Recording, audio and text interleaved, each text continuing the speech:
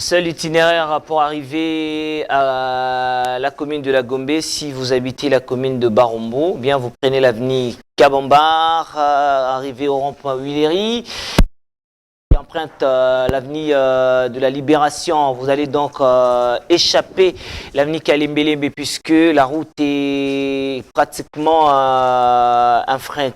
difficile à fréquenter actuellement. C'est dans un état de délabrement très avancé. Il faut prendre Nyangwe, vous revenez Mouchi, vous continuez Kalembelembe pour prendre 24. Donc, et puis à partir déjà des 16h, 14h, 15h, compliqué de passer par Huileri parce qu'il y a des embouteillages compliqués à ce niveau-là. Eh bien, on va comprendre cela. Et qu'est-ce qui cause ces embouteillages, des inondations après la pluie? Eh bien, on va parler de tout ça. Eh bien, on va prendre aussi un reportage qui nous explique, bien sûr, qui prélude en tout cas notre thématique du jour. On parle de problématique des inondations et embouteillages dans la ville de Kinshasa. On va en tout cas parler de ça avec Monsieur Fiston Ilangui. Comme annoncé au début de cette émission, il est urbaniste. Il va nous donner un peu plus d'explications claires sur cette situation de inondations et embouteillages. Prenez ce reportage et on revient juste après. Comme il est de coutume, pendant le mois de mars, une répétition de pluie survient dans la ville-province de Kinshasa. Mais cette année, les dégâts matériels sont énormes.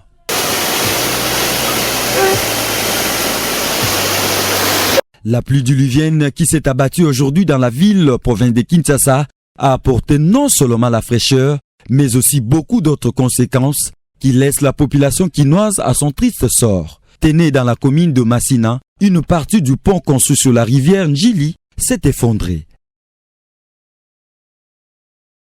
Ce pont qui sert de liaison entre l'aéroport international de Njili à beaucoup d'autres communes de Kinshasa. À Ngaba et à Lemba, la population cherche déjà de nouveaux abris avec une inondation qui laisse tant d'autres dégâts et bloque ipso facto la bonne circulation de ses habitants. Dans la commune de la Gombe, sur l'avenue du Commerce, la circulation n'a pas été comme d'habitude suite à cette pluie qui vient de terrasser la population dans quelques coins de la capitale. La responsabilité est-elle confiée aux constructeurs ou à l'État congolais qui accorde le go de toute construction qui fragilise en ce jour la vie de certains Quinois?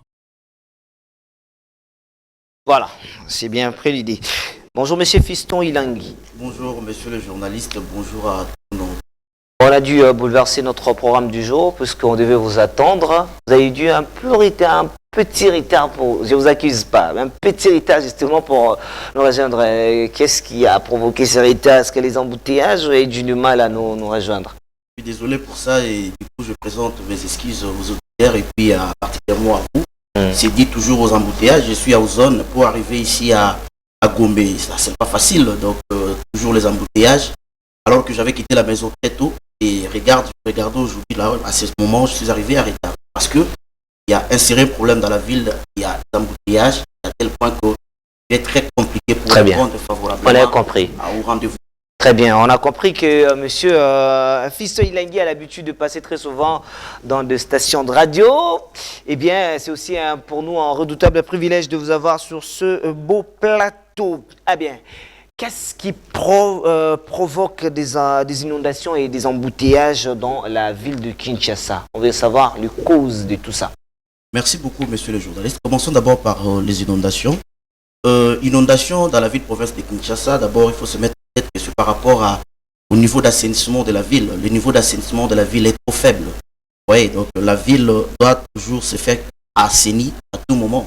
Regardez la politique de notre pays en matière d'urbanisme. Regardez la politique de notre pays en matière d'assainissement. Vous allez vous rendre compte que l'action de cette politique sur terrain n'est pas significative. L'assainissement devait passer par où? L'assainissement devrait passer partout dans la ville-province de Kinshasa. Oui, mais il faut un Rémi-Ménage, il faut travailler sur la mentalité quinois. On peut travailler sur la mentalité des citoyens quinois. Les Quinois peuvent inculquer l'information verte, la civilité, ils peuvent inculquer l'urbanité. Mais il va se poser un problème. Est-ce qu'il y a des infrastructures d'assainissement? Allez à Ngaba, allez à Massina. Vous allez voir tout un quartier, il n'y a pas de caniveau. Mais dis-moi un peu, comment allez-vous gérer les eaux de pluie aussi longtemps qu'il n'y a pas d'infrastructure relative à l'assainissement? Donc le problème en est qu'il y a un déficit en termes d'infrastructures d'assainissement. Il y a aussi l'incivisme de la part de nous-mêmes Kinois. Voyez. Donc l'État devrait faire sa part, c'est-à-dire qu'à doter nos communes des infrastructures adéquates conformément au débit des eaux à évacuer. Vous allez vous rendre compte que dans la ville-province de Kinshasa, il y a des communes qui sont assainies. On y trouve des caniveaux, des communes laissées par le Belge. Mais il y a d'autres communes où on ne trouve presque rien en termes d'infrastructures. Mais il y a aussi des communes qu'on trouve tout ça, mais qui sont mal c'est ça justement, c'est là où je fais appel. Je parle de l'incivisme de nous-mêmes Kinois. Et il faut se poser aussi une autre question. Les caniveaux laissés par le Belge, c'était dimensionné en fonction d'une quantité d'eau à évacuer X. Et qu'aujourd'hui, avec cette histoire de l'encombrement total de nos maisons, les débits des eaux à évacuer n'est pas toujours le même. Donc ces caniveaux devraient être aussi dynamiques pour suivre l'évolution par rapport à la quantité d'eau à évacuer. Vous allez voir que depuis 1960, nous avons le même caniveau, mais vous allez vous rendre compte que le débit à évacuer il y a eu certaines améliorations. Donc, vous allez voir là-bas que... Il y a eu certaines améliorations. Par exemple, mais il y a, si je prends par exemple l'avenue Kasavubu. L'avenue Kasavubu. L'avenue Kasavubu. L'avenue Kasavubu qui n'est pas Kinshasa, je parle de Kinshasa en général. Donc, si vous prenez des exemples isolés, oui. Vous allez vous rendre compte que même si vous parlez de Kasavubu, la ville de Kinshasa a plusieurs voies. Oui, mais si vous citez tout simplement Kasavubu, vous allez vous rendre compte que l'action de la politique de notre pays en matière d'assainissement n'est pas significative.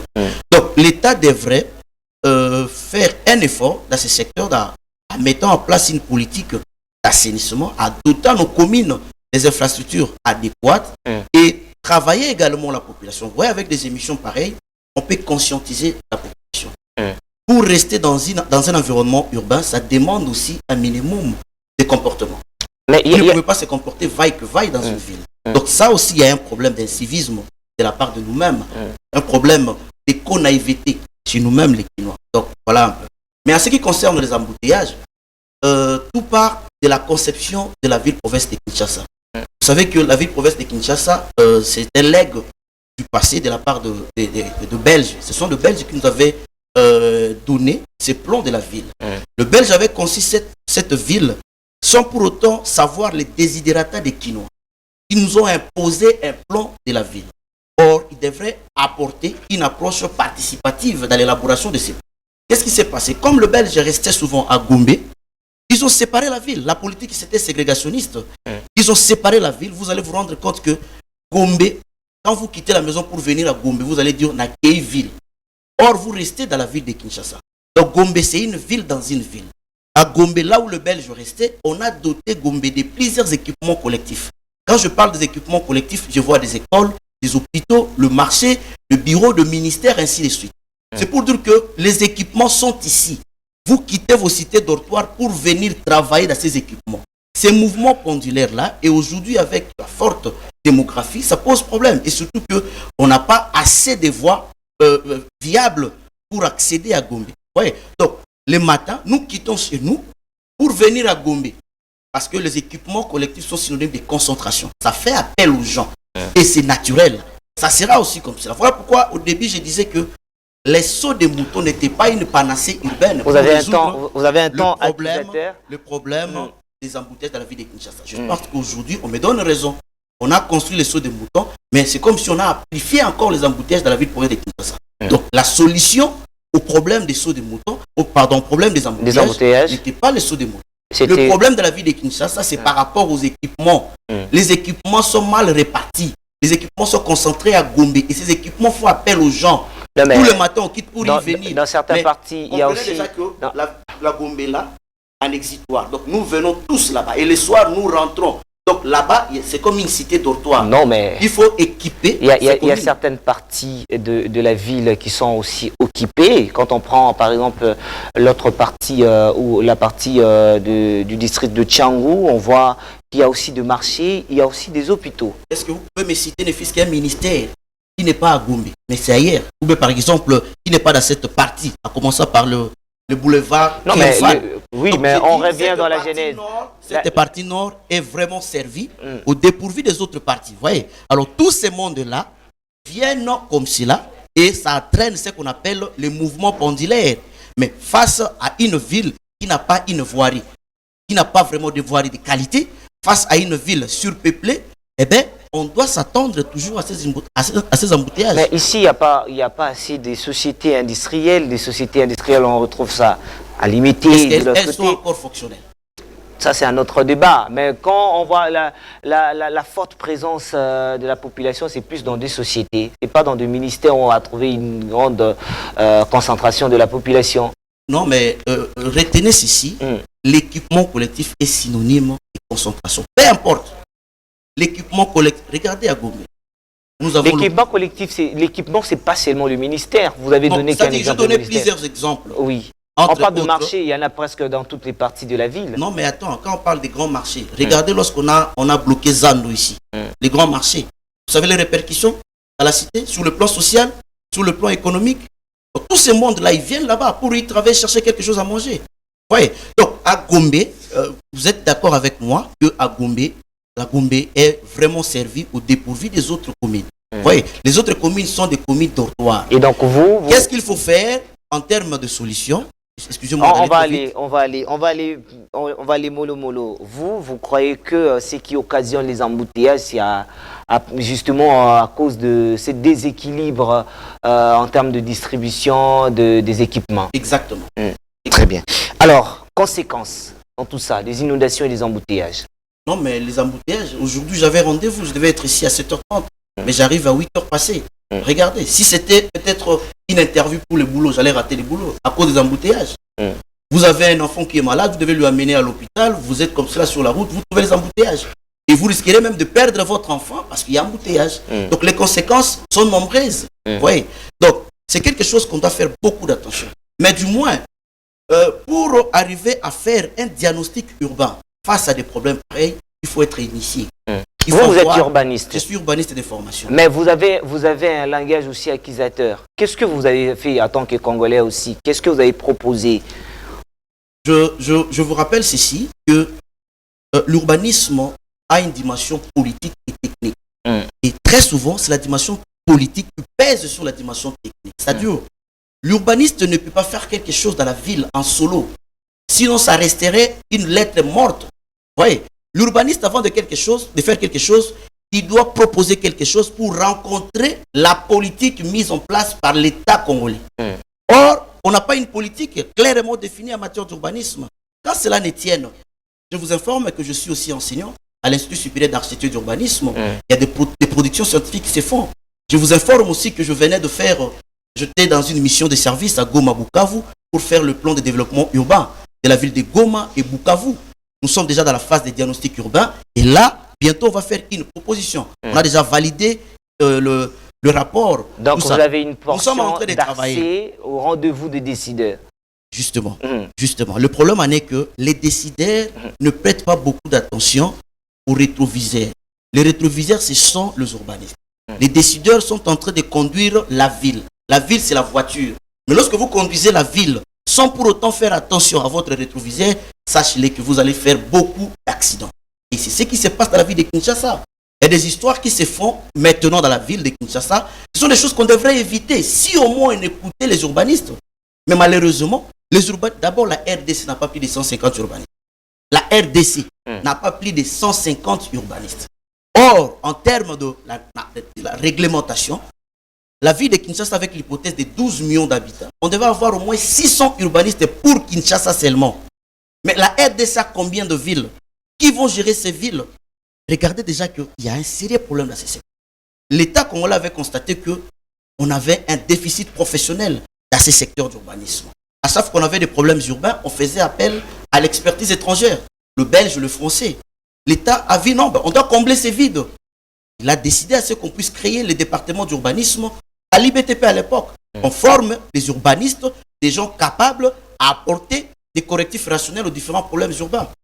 Mais il y avait un contrat. Dès que vous terminez, on vous engage directement à l'administration pour aller booster l'administration. Mais malheureusement, cela ne se fait plus. On a fait cela avec la première promotion, deuxième promotion, troisième promotion, et puis on a arrêté. Et c'est ce qui justifie le moins de 50 urbanistes, et je dis même 30 urbanistes au ministère national de l'urbanisme.